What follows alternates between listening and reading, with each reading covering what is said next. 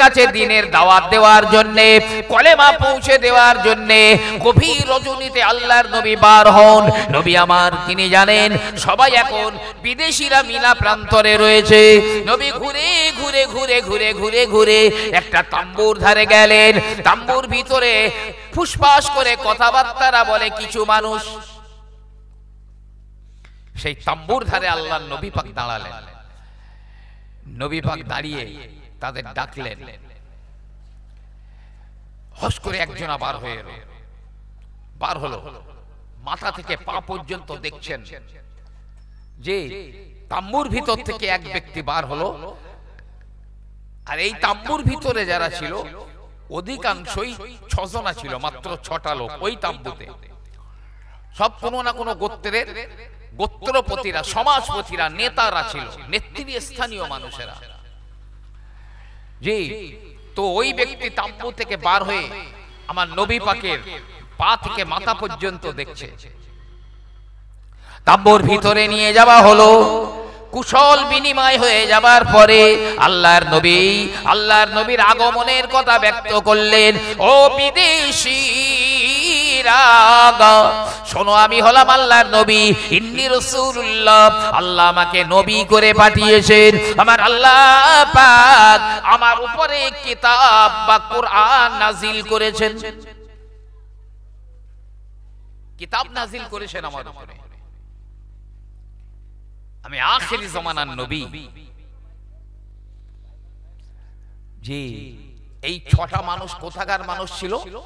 ইয়াসরিবের মানুষ ছিল। ইয়াসরাব মদিনার প্রাচীন নাম ছিল ইয়াসরাব।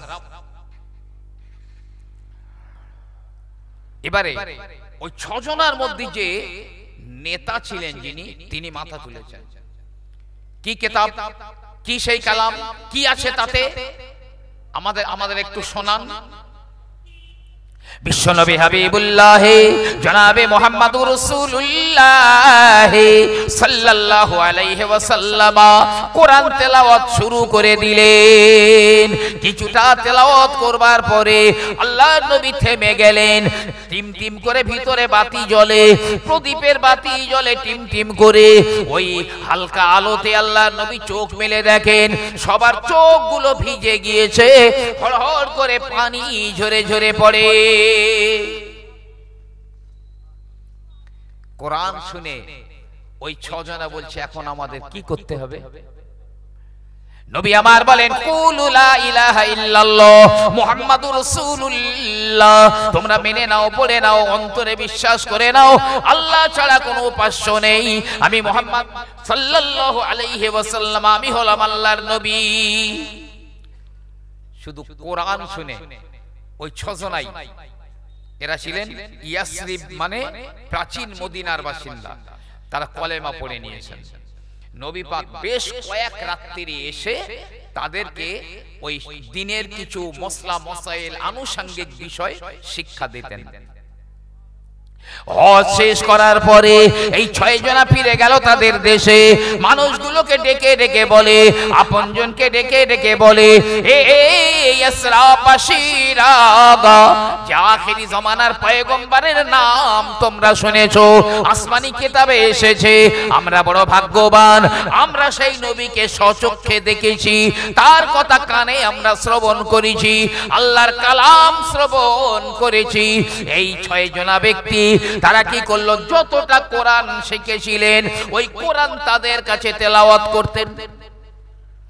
যারাই শুনতো ওই কোরআন ইয়াসরাবে, তারা মুসলমান হয়ে যেত, তারা মুসলমান হয়ে যেত। এইভাবে হতে হতে 1 বছর হয়ে গেল। বেশ মদিনার বহু মানুষ মুসলমান হয়ে গেছে। তখন নবীকে এখনো চোখে দেখিনি। পরের বছরে হজ মৌসুমে 12 জনা ইয়াসরাবের মানুষ আসলো।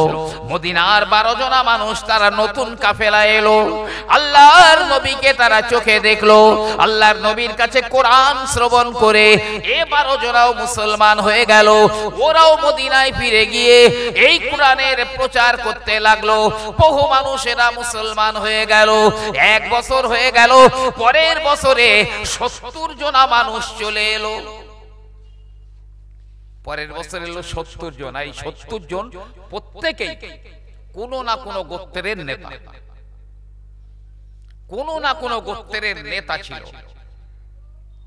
চলে এলো, এরাও নবী পাকের চোখে দেখলো, নবী পাকের কাছে কোরআন শুনলো, নবী পাকের কাছে কলেমা পড়ে মুসলমান হয়ে গেল।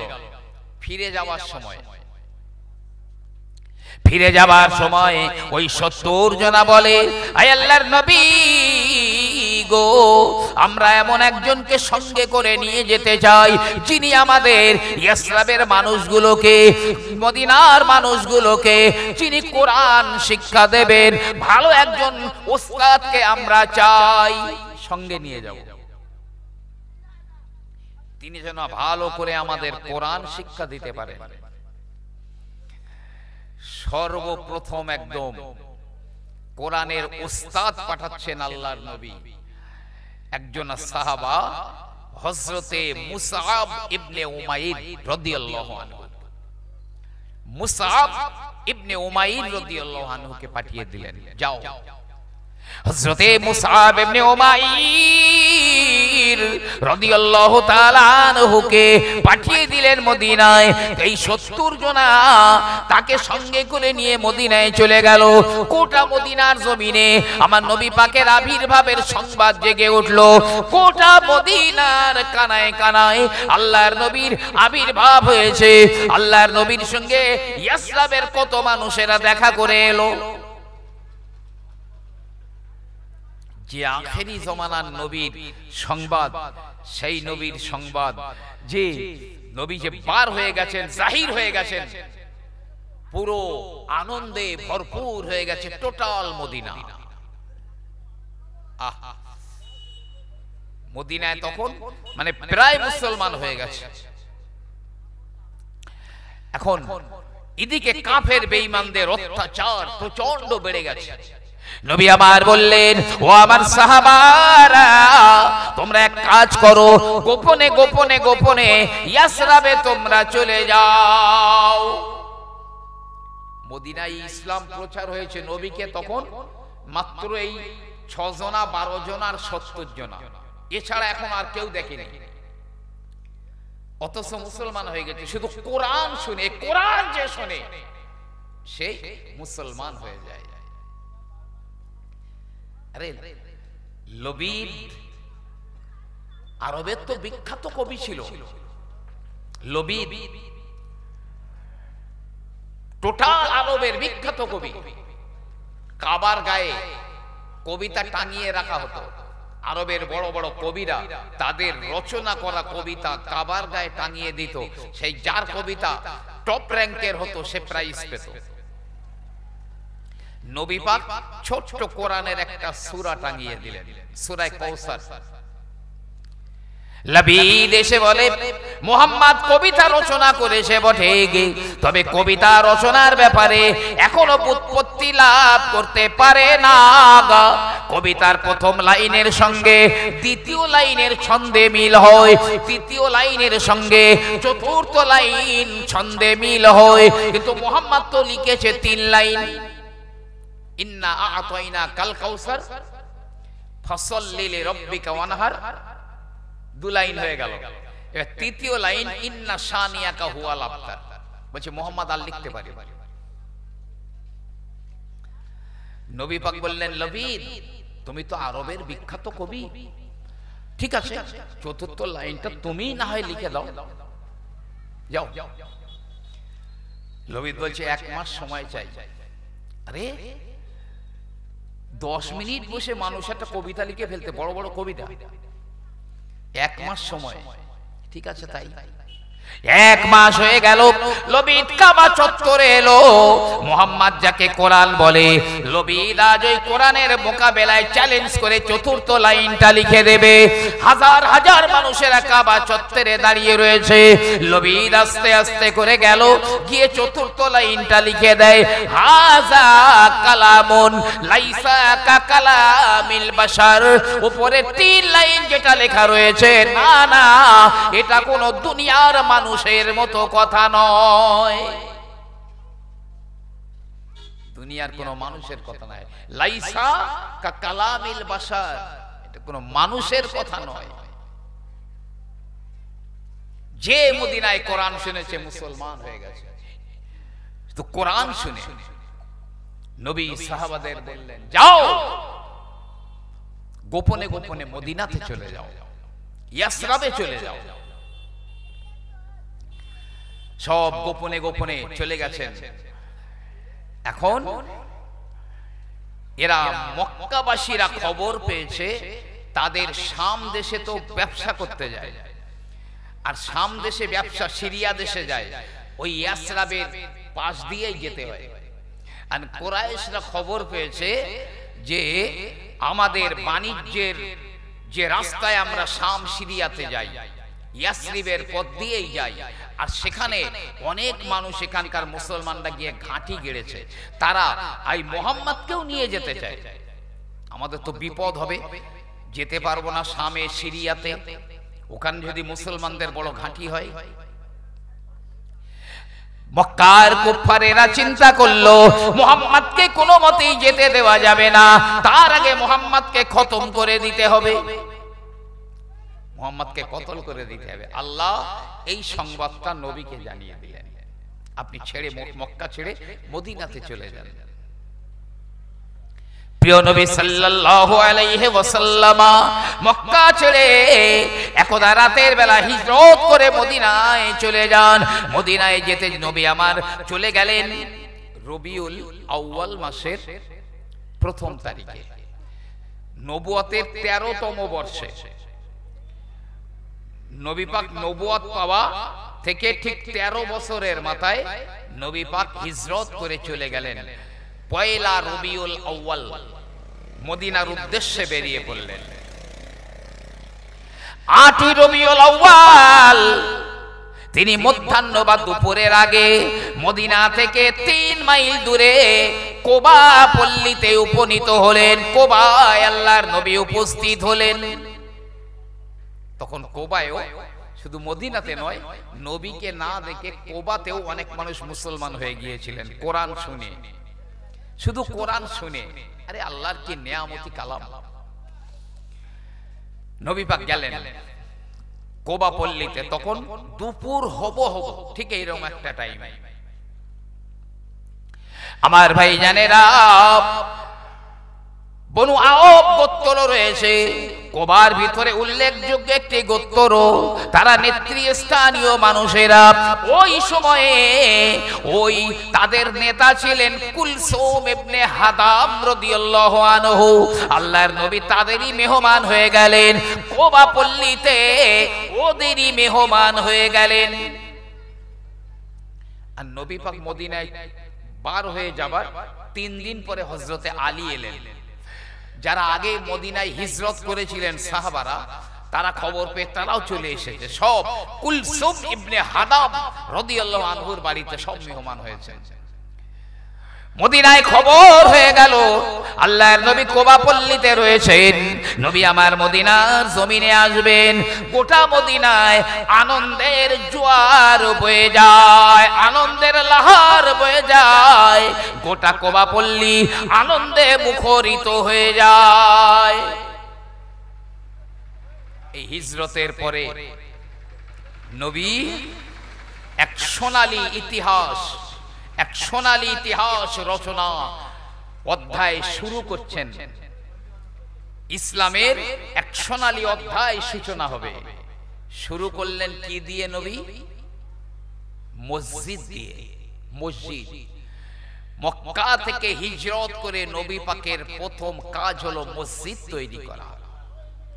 এই কুলসুম ইবনে হাদাম রাদিয়াল্লাহু আনহু, তার বাড়ির সামনে এমনি একটা সমতল জমি ছিল, সেখানে খেজুর শুকাতো।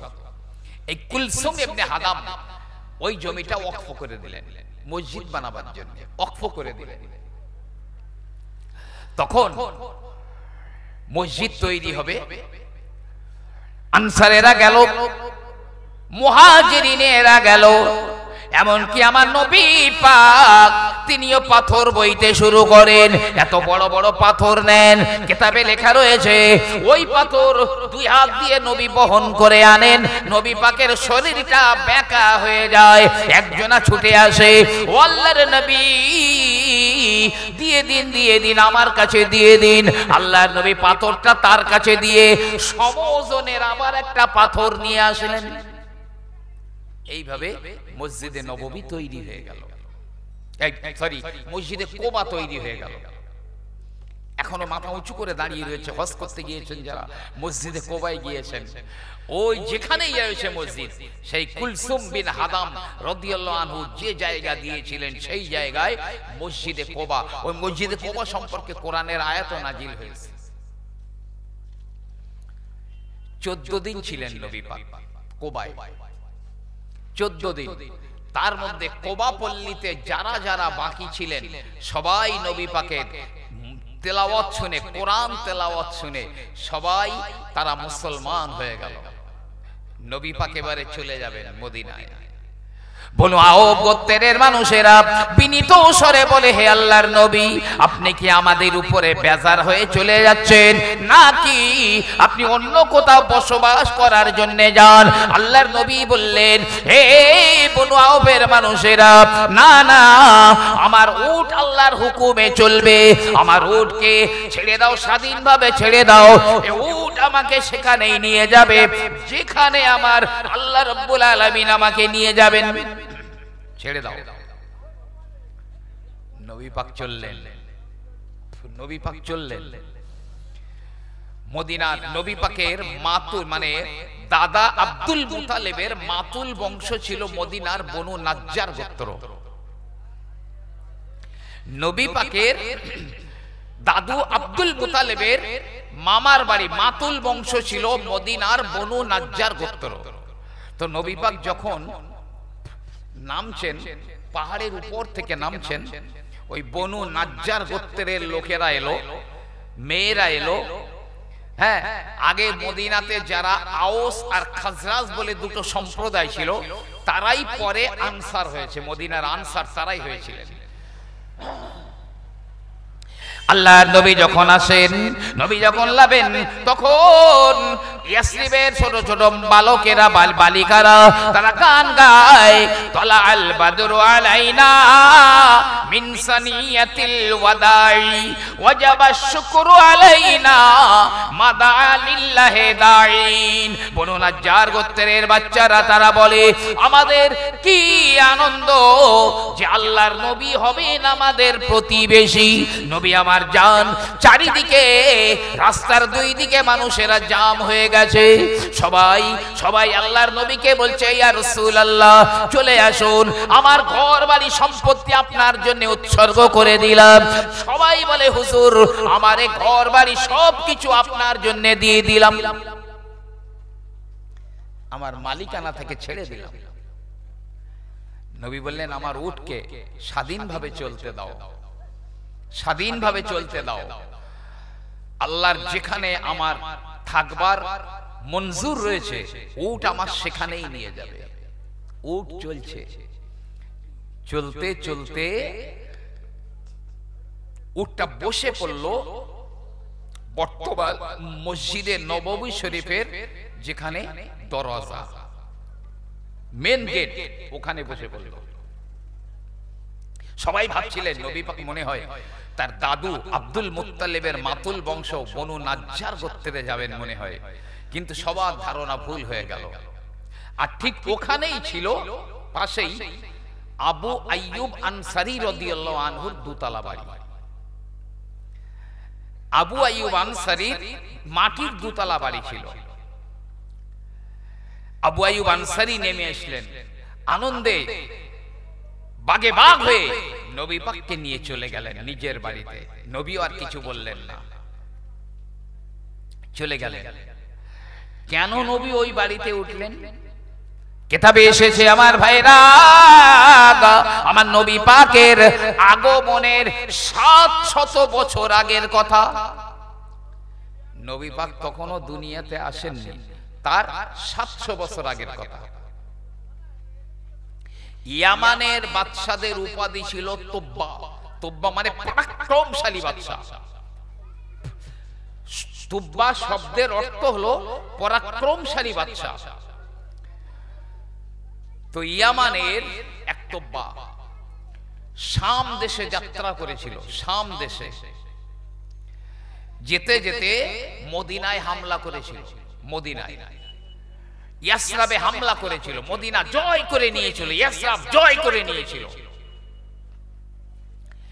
নেওয়ার পরে তুব্বার একটা ছেলেকে ওই ইয়াসরাবের মসনাদে বসিয়ে তুব্বা চলে গেলেন, সঙ্গী সাথীদের নিয়ে চলে গেলেন।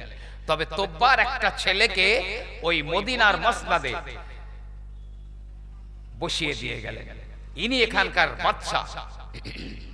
তুব্বা বেরিয়ে চলে গেলেন, কিন্তু না না, মদিনার ইয়াসরাবের, আমি নবী পাকের আগমনের 700 বছর আগের কথা বলি, ইয়াসরাবের কিছু মানুষেরা এমনকি ইহুদিরা তারা কি করলো, তুব্বার ওই বেটাকে হত্যা করে দিল, তুব্বার ওই ছেলেকে নৃশংস খুন করে দিল।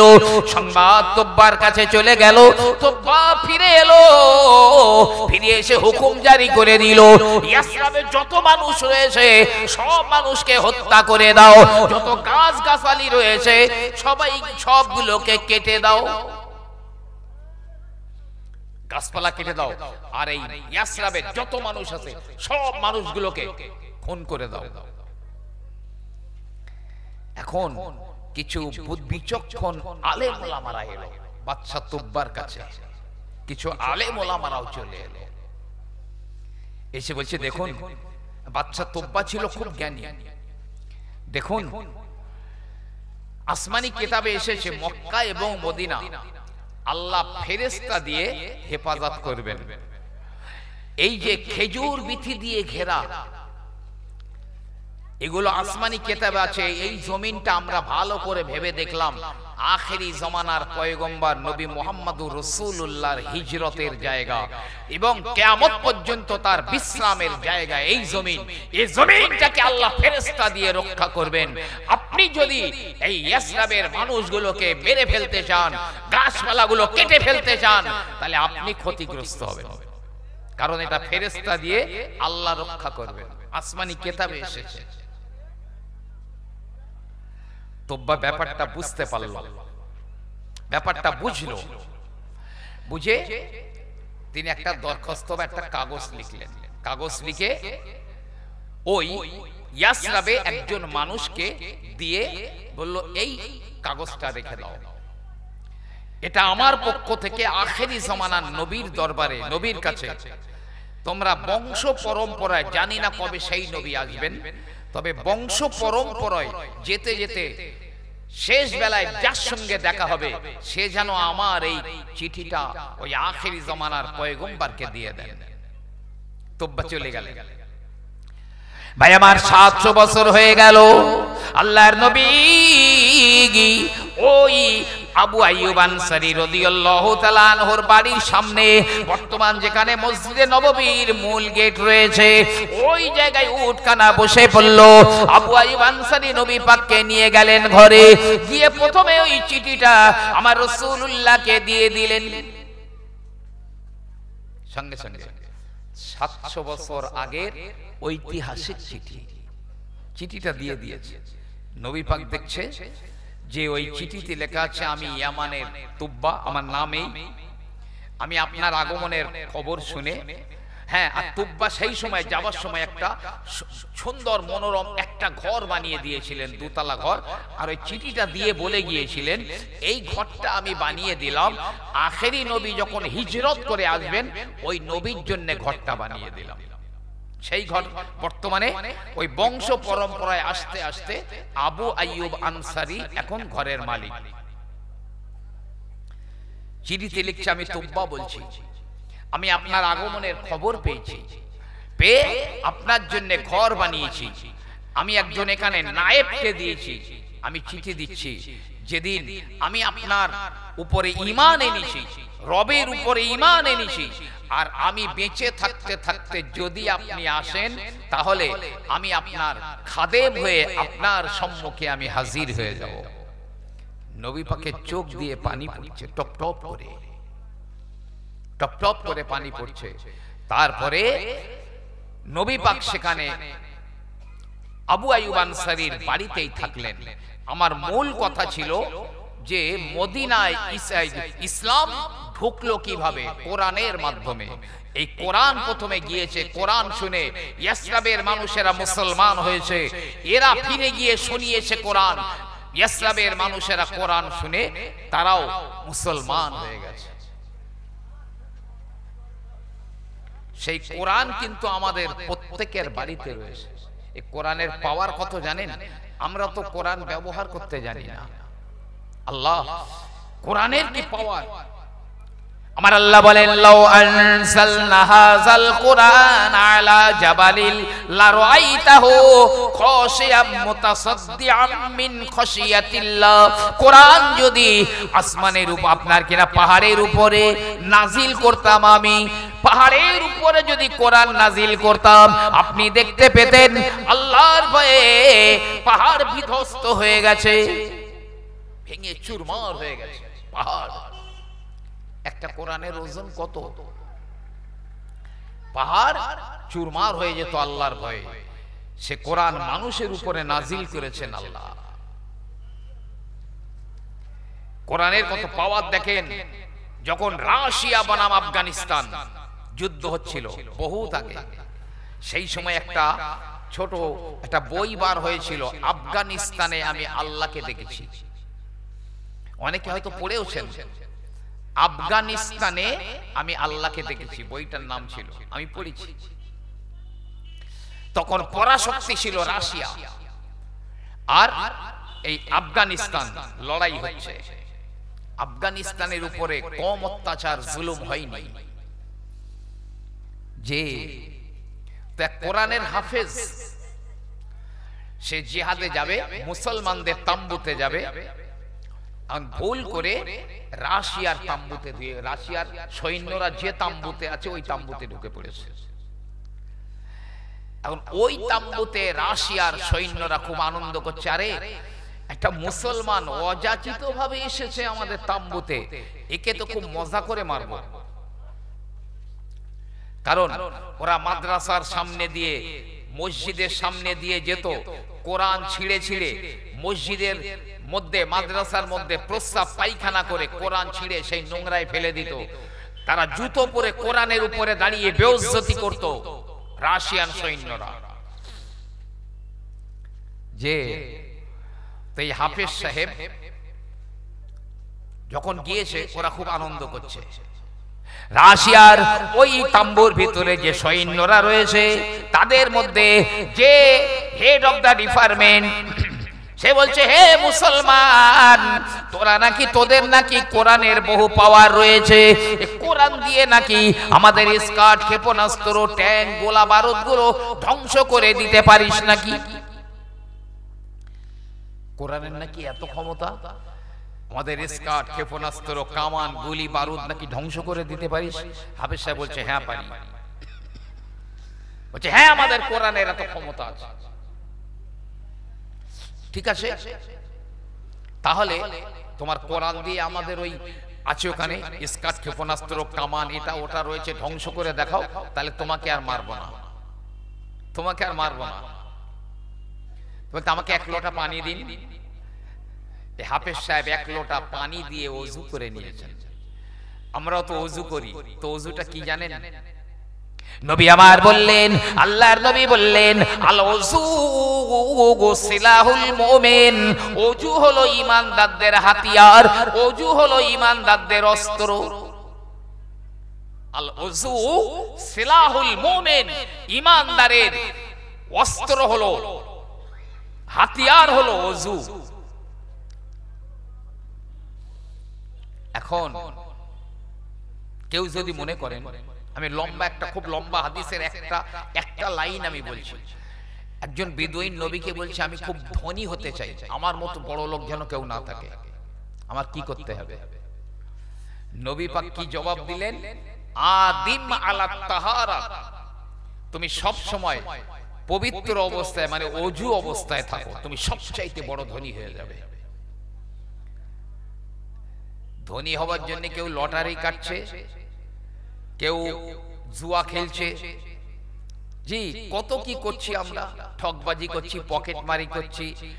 হ্যাঁ, আরে আমি নবী পাকের কথা বললাম, নবী নিজেই বলেছেন আদিম আলা তাহারা, সব সময় পবিত্র অবস্থাতেই থাকো, ওযু অবস্থাতেই থাকো, তুমি সবচাইতে বড় ধনী হয়ে যাবে। করে দেখেন তো।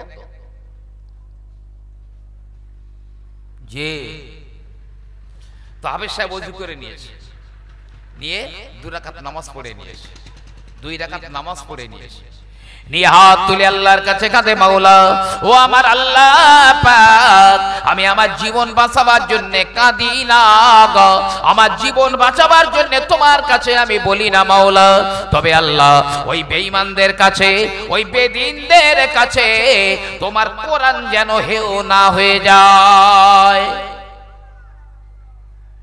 দোয়া করে এক মুঠো মাটি নিয়ে কোরআনের আয়াত পড়ে ওদের যেদিকে ওই অস্ত্রগুলো আছে, স্কাট ক্ষেপণাস্ত্র, ট্যাঙ্ক, কামান, গুলি বারুদ এইরকম ছুড়ে দিয়েছে। প্রত্যেকটা অস্ত্র সব ফুটবাট করে বাস্ট হয়ে সব ধ্বংস হয়ে গেছে। বলুন না সুবহানাল্লাহ। কোরআনের কত পাওয়ার। ওই তাম্বুতে রাশিয়ার যত সৈন্যরা ছিল, এই কোরআনের পাওয়ার দেখে সবাই কলেমা পড়ে মুসলমান হয়ে গেছে। সুবহানাল্লাহ। সে কোরআন আমাদের বাড়ি রয়েছে, আমাদের সন্তানেরা কোরআন শেখে মাদ্রাসায় গিয়ে, কিন্তু তারপরেও আমরা এ নৌকায় এক পা আর ও নৌকায় এক পা, আধো আধো মুসলমান হয়ে রয়েছে। অবাক করা ব্যাপার। কোরআন, কোরআনের কি পাওয়ার। ওই একটু আগে বলছিলাম না, মসজিদ মাদ্রাসায় প্রস্রাব পায়খানা করে কোরআন ছিঁড়ে ওই নোংরার মধ্যে কোরআনের পৃষ্ঠাগুলো ফেলে দিত, কোরআনে দাঁড়াতো। আফগানিস্তানের একটা মাদ্রাসার সামনে দিয়ে যায় কোরআনের পাখিরা, ছোট ছোট বাচ্চারা, তারা মাদ্রাসায় কোরআন শিক্ষা করে। রাশিয়ান সৈন্যরা ওই মাদ্রাসার সামনে দিয়ে যায়, দেখেই বাচ্চারা কোরআন পড়ছে, সব দাঁড়িয়ে গেছে, দাঁড়িয়ে বলছে এই বাচ্চারা কোরআন দিয়ে দে আমাদের কাছে, নাহলে গুলি করে মেরে ফেলে দেবো, কোরআন দে। আরে ছোট ছোট বাচ্চা, তারা বলছে আমরা তো দেখছি আমাদের কোরআনের পৃষ্ঠা ছিঁড়ে তোরাই নোংরায় প্রস্রাব পায়খানায় ফেলছিস, জুতো পরে কোরআনের উপরে দাঁড়িয়ে অবমাননা করছিস। না না না না, আমাদের পাক কোরআন তোদের নাপাক হাতে তুলে দিতে পারি না, তবে আমাদের কচি কচি জীবনগুলো দিয়ে দিতে পারি, কোরআন দেব না। যে আল্লাহ এই বাচ্চাদেরকে ঈমান দিয়েছে, কোরআনের প্রতি মহব্বত দিয়েছে। এখন বলে সব লাইন দিয়ে দাঁড়া, লাইন দিয়ে দাঁড়িয়েছে বাচ্চাগুলো, কোরআন গেলাফের ভিতরে ঢুকে গলায় ঝুলিয়ে দিয়েছে, মাদুলির মতো কোরআন ঝুলছে বুকে সব বাচ্চাদের। রাশিয়ার এই বেঈমানেরা ওই বাচ্চাদের দিকে রাইফেল উঁচু করলো, রাইফেল তাক করে এবারে বারবার করে গুলিগুলো বেরিয়ে গেল, সবাই বাচ্চাগুলো মাটিতে আছাড় খেয়ে পড়ে গেল। না না, এই বেঈমানেরা মনে করলো সব শেষ হয়ে গেছে, একজনও আর বেঁচে নাই। ওই রাশিয়ার ওই বেঈমানেরা তারা বেরিয়ে চলে গেল মাদ্রাসার সম্মুখ থেকে, চারিপাশের ঘর বাড়ি থেকে যে বাচ্চারা কোরআন শেখার জন্য এসেছিল, ওই বাচ্চারা যখন পড়ে আছে মাটিতে, বাড়ির মা বাবা আপনজনেরা সবাই মাদ্রাসার সামনে এসে কেঁদে জারে জার হয়ে যায়। আহারে, আমাদের বাচ্চাগুলো কোরআন শিখছিল, বেঈমানেরা গুলি করে ওদের মেরে দিয়েছে। সবাই কাঁদছে। এই বাচ্চাগুলো পিট পিট করে তাকিয়ে দেখছে কারা এরা, কাঁদে কারা। ওরা দেখলো এরা সব আমাদের মা বাপ, পাড়া প্রতিবেশী, আপনজন, ওরাই তো। তখন যে বাচ্চাগুলো ওই গুলি করবার পরে পড়ে গিয়েছিল মাটিতে, সব উঠে দাঁড়িয়েছে, সব উঠে দাঁড়িয়েছে। দাঁড়িয়ে বলছে, যারা কোরআনের ইজ্জত রাখতে গিয়ে নিজেদের জীবন কোরবান করে দেয়, আর যাদের গলায় কোরআন লটকানো রয়েছে, আল্লাহ পাক ওই বেঈমানদের বুলেট গুলো আমাদের কারো বুকে ঢুকতে দেয়নি। জোরে বলুন সুবহানাল্লাহ। সব বুলেট গুলো আমাদের কোরআনের গেলাফে আটকে রয়েছে। কি পাওয়ার কোরআনের! আরে সাফল্যের চাবিকাঠি তো আমাদের নিজেদের কাছেই রয়েছে, স্পর্শমণি তো নিজেদের কাছেই রয়েছে, কিন্তু আমরা পারলাম না, সেই কোরআন দিয়ে উপকৃত হতে পারলাম না। জি হ্যাঁ, এখনো সময় আছে। আমি বলছি, এই কোরআনকে কাজে লাগান, নিজে শিখুন, আপনার সন্তানদের শিক্ষা দিন কোরআনের শিক্ষা। কত মানুষ জানেন, কিয়ামতের ময়দানে কত গার্জিয়ান শুধু সন্তানদের জন্য জাহান্নামে যাবে। কোটি কোটি গার্জিয়ান শুধু তাদের সন্তানদের জন্য জাহান্নামে যাবে। নবী আমার বললেন, তালাবাল ইলমে ফারিদাতুন আলা কুল্লি মুসলিমিন ওয়া মুসলিমাতিন, প্রত্যেকটা মুসলমান নর এবং নারীর জন্য ইলম শিক্ষা করা হলো ফরজ, মানে কম্পালসরি। কিয়ামতে কেউ যদি বলে, আল্লাহ আমি মাদ্রাসায় যাইনি, আমি লেখাপড়া শিখিনি, এই জন্য করতে পারিনি, এ ওজোর চলবে না, আল্লাহর কাছে চলবে না। অনেক সন্তানরা বলবে, আল্লাহ এই আমার মা বাপেরা শিক্ষা দেয়নি। আমি বলছি না আপনার সন্তানকে পুরো কোরআনের হাফেজ করে দিন কি টাইটেল পাস করিয়ে দিন, বলছি না। তবে যে ইলম গুলো তার প্রত্যহ লাগে, প্রতিদিন দৈনন্দিন লাগে, কিভাবে ওযু করব, জি ওযুর হুকুম গুলো, নামাজ পড়বো, রোজা করবো, এটা করবো, ওটা করবো, পাক না পাক, হারাম হালাল ইত্যাদি, এই ইলম গুলো শিক্ষা করা তো ফরজ, যেগুলো মক্তবে দেওয়া হয়। এই কোরআনিয়া মাদ্রাসায় ওস্তাদেরা কঠোর পরিশ্রম করে তাদেরকে এই শিক্ষাগুলো দেয়। জি ছেলে বলবে, মেয়ে বলবে, মাওলা আমার মা আমার বাপ আমাকে কোরআন শিক্ষা দেয় না, আমাকে এই বুনিয়াদি শিক্ষাগুলো দেয় না আল্লাহ, যারই কারণে আমি করতে পারি না, জানতাম না।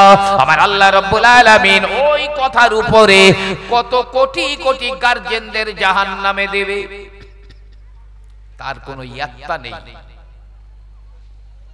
এই সন্তানদের কারণেই মা বাপ জান্নাতি যাবে, এই সন্তানদের কারণেই অনেক গার্জিয়ান জাহান্নামে যাবে। যে কোরআনের ব্যাপারে গাফিলতি করবেন না। আমি 3 তলা বাড়ি বানিয়েছি, আপনি 4 তলা বাড়ি বানিয়েছেন, আমি ফ্ল্যাট বানিয়েছি, যে কিয়ামতের দিন তো ধ্বংস হয়ে যাবে, থাকবে না, একটাও থাকবে না।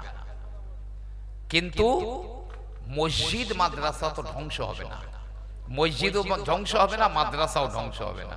সে কোরআনিয়া মাদ্রাসা হোক, আর হিফজখানা হোক, আর বড় টাইটেল মাদ্রাসা হোক, মসজিদ মাদ্রাসা যদি খড়ের ছাউনি আর বাঁশের খুঁটি হয়, তাও কিয়ামতে ধ্বংস হবে না। পাহাড়গুলো ভেঙে চুরমার হয়ে যাবে। ওয়াতাকুনুল জিবালু কালইহিনিল মানফুস, পাহাড়গুলো পেজা পেজা তুলোর মতো উড়ে যাবে, কিছুই থাকবে না। তবে মসজিদ আর মাদ্রাসা এই দুটো জিনিস ধ্বংস হবে না। পশ্চিম প্রান্তে গিয়ে টলমল টলমল টলমল করবে, মসজিদও যাবে, মাদ্রাসায় কোরআনিয়া মাদ্রাসা এও যাবে, টলমল টলমল করবে। মসজিদে নববী থাকবে না, নিজের জায়গায় থাকবে না, পশ্চিম প্রান্তে গিয়ে টলমল টলমল করবে। এরা ধ্বংস হয়নি। আল্লাহ বলবেন, জিবরাইল আমি তো সবার ধ্বংস লিখে রেখেছি, কুল্লু মান আলাইহা ফান, সবই তো ধ্বংস হয়ে যাবে, কিন্তু এই মসজিদ মাদ্রাসা ওরা ধ্বংস হয়ে গেল না কেন? যাও তো জিজ্ঞাসা করো তো,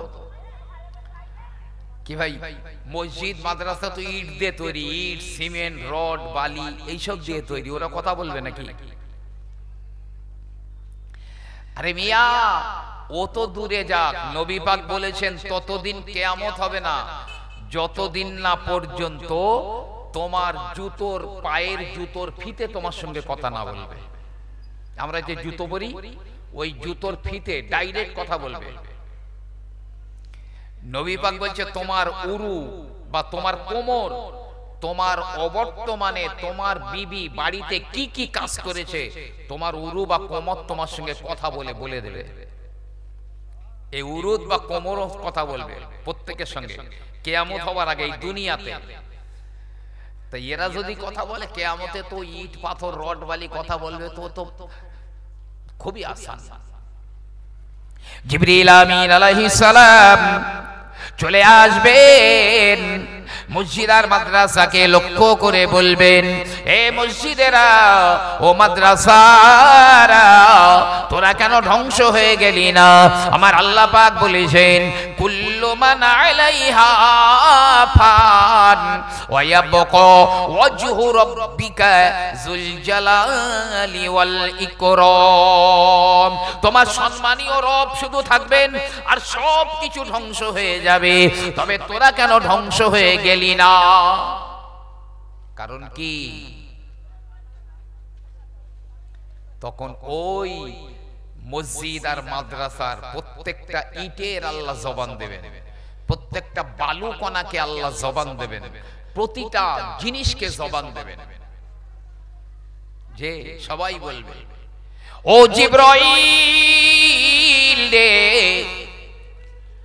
যারা আমাকে বানাবার জন্য ভূমি দিয়েছে, জমি দিয়েছে, যারা আমাকে বানাবার জন্য সার্বিকভাবে সহযোগিতা করেছে, যারা আমার পরিচালনা করার জন্য সহযোগিতা করেছে, যারা আমার মধ্যে কোরআন শিখেছে, যারা আমার ভিতরে দ্বীনের ইলম শিখেছে, আর এরা আর মসজিদ বলবে যারা আমাকে বানিয়েছে, সহযোগিতা করেছে, আর যারা আমার ভিতরে নামাজ পড়েছে, এরা হলো আমাদের আপনজনেরা, এরা আমাদের পরিবার পরিজনেরা।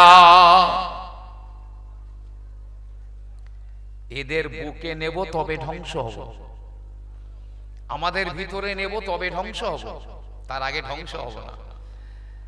কৌশল তো সব আমার আল্লাহর। এরা কথা বলবে, জিবরাইল বলবে, আল্লাহ এই তো মাদ্রাসা ওসব ইট পাটকেল এটা ওটা সব কথা বলছে, যারা বানিয়েছে সহযোগিতা করেছে, ওর মধ্যে কোরআন তেলাওয়াত করেছে, কোরআন শিখেছে, শিখিয়েছে, সবকে বুকে পেতে চায়। মসজিদও তাই বলে। আমার আল্লাহ রাব্বুল আলামিন বলবেন, ও জিবরাইল ঠিক বলেছে ওরা, যাও যাও হুকুম দিয়ে দাও, যারা মসজিদ মাদ্রাসায় সহযোগিতা করেছে, যারা কোরআন শিক্ষা করেছে, ইলম শিক্ষা করেছে, মসজিদ যারা বানিয়েছে সহযোগিতা করেছে, যারা নামাজ পড়েছে মসজিদের ভিতরে, ওদেরকে ওই মসজিদ আর মাদ্রাসার ভিতরে ঢোকার হুকুম দিয়ে দাও। জিবরাইল বলবেন, চলে যাও চলে যাও, তোমাদের ওই মসজিদ আর মাদ্রাসার ভিতরে চলে যাও। যাবে কারা? যারা বানিয়েছে, পরিচালনা করেছে, ওর মধ্যে যারা শিক্ষা করেছে, তারা সব প্যাসেঞ্জার হয়ে ঢুকে যাবে। মসজিদও প্যাসেঞ্জার বোঝাই, মাদ্রাসায়ও প্যাসেঞ্জার বোঝাই। কিয়ামতের আগে কাবা ধ্বংস হয়ে যাবে, কাবাকে ধ্বংস করে দেওয়া হবে। মুসনাদে আহমদে হাদিসটা এসেছে, যতদিন কাবা ধ্বংস করে না দেওয়া হবে কিয়ামত হবে না, ততদিন হজ বন্ধ হয়ে যাবে। এমনকি নবী পাক বলছে, যে কাবা ভেঙে দিয়ে ওর ভিতরের ধন সম্পদ গুলো লুটপাট করে নিয়ে যাবে, আমি তাকে দেখতে পাচ্ছি। এখন মুসনাদে আহমদে হাদিস এসেছে, আমি তাকে দেখতে পাচ্ছি। সাহাবায়ে কেরামেরা বলেন, আল্লাহর নবী আপনি যখন দেখতে পাচ্ছেন ওই লোকটাকে কেমন দেখতে একবার আমাদের বলে দিন। আল্লাহর নবী বললেন, ওই লোকটা হাবশী বংশোদ্ভূত হবে, কপাল উঁচু হবে, চুলগুলো ছোট হবে, গায়ের রংটা কালো হবে, বাহুগুলো সরু সরু হবে, হাফ প্যান্ট পরা। সে আমার কাবা ভেঙে দিয়ে ওর ধন সম্পদ গুলো লুটপাট করে নিয়ে যাচ্ছে। কাবা থাকবে না, কিয়ামতের আগে কাবা ধ্বংস করে দেওয়া হবে। তবে কিয়ামতের দিন কাবা উঠবে, আবার নববধূর মতো উঠবে। কাবা নববধূর মতো উঠবে। নতুন বউরা যেমন কাপড় চোপড় পরে সেজে গুজে ওঠে, কাবা ঠিক তেমন উঠবে। জি আমার ভাইরা বাবাজিরা, যারা কাবার হজ করেছে, যারা কাবা তওয়াফ করেছে, উমরা করেছে, এক কথায় যারা খানায় কাবা তওয়াফ করে নিয়েছে, সবাই ওই দিনে কাবার গেলাপ ধরে ঝুলে ঝুলে থাকবে, মাথাটা ভরে থাকবে, কাবার গেলাপগুলো ধরে সবাই ঝুলে থাকবে। আগে খুব দেখা যেত দিনের বেলা বাদুর, না কোনো গাছে দেখবেন বাদুর সব ঝুলে থাকতো, একদম পুরো গাছ ভর্তি বাদুর ঝুলে থাকতো। জি ওই রকম কাবার গেলাপ ধরে সব হাজী সাহেবরা, উমরাকারীরা, তওয়াফকারীরা ঝুলে থাকবে। এবারে আল্লাহ পাক একটা ব্রিজ বানাবেন, ব্রিজ, জাহান্নামের উপর দিয়ে একটা পোল বানাবেন। 15,000 বছরের রাস্তা, চুলের থেকে সরু, আবার তলোয়ারের চাইতেও ধার। কি সিরিয়াস রাস্তা, দুই দিকে লতানো লতানো গাছ আছে, তাতে গিজগিজে কাঁটা। আচ্ছা জাহান্নামের উপরে 5,000 বছর সোজা উঠতে হবে, 5,000 বছর সমতলে যেতে হবে, আর 5,000 বছর নিচে নামতে হবে, ঘুটঘুটে অন্ধকার। কোন জমিদার পার হবে বলেন তো ওই পুলসিরাত? তবে যারা পাক্কা ঈমানদার, জি যারা নামাজি, যারা কোরআনের সেবক, তাদের জন্য ওই চুলের চাইতে সরু আর তলোয়ারের চেয়ে ধার হবে না, বিশাল চওড়া, পুরো ভিআইপি ঝলমলে ঝলমলে একদম রাস্তা বেরিয়ে যাবে। ওই পুলসিরাতটা তাদের মতো হবে এইরকম। সুবহানাল্লাহ। কে পার হবে? পড়ে গেলে কেটে পড়লেই জাহান্নামে, শুধু কেটে পড়বে তো জাহান্নামে। কেউ যখন ওই পোলে উঠবে তখন ওই কাঁটা গাছ না তার পায়ে জড়িয়ে নিচে টানবে, নিচে টানলে মানে যাতেও জাহান্নামে পড়ে যায়। জাহান্নামে যদি পড়ে তো নিচে, সেই জাহান্নামের নিচে পৌঁছাতে 500 বছর সময় লাগবে, 500 বছর। তবে যারা হাক্কানি ওলি আউলিয়া আলেম ওলামাদের সঙ্গী হয়েছেন, যারা কোরআনের সঙ্গী হয়েছেন, তাদেরকে আমার আল্লাহ পাক কখনো বেইজ্জতি করবেন না, তারা কখনো হেয় প্রতিপন্ন হবে না। আমার আল্লাহ পাক খানায় কাবাকে বলবেন, ও কাবা, কাবায় প্যাসেঞ্জার ভরা, মসজিদে প্যাসেঞ্জার ভরা, মাদ্রাসায় প্যাসেঞ্জার ভরা, ও কাবা যা এদেরকে টেনে নিয়ে জান্নাতুল ফেরদাউসের প্ল্যাটফর্মে লাগিয়ে দে।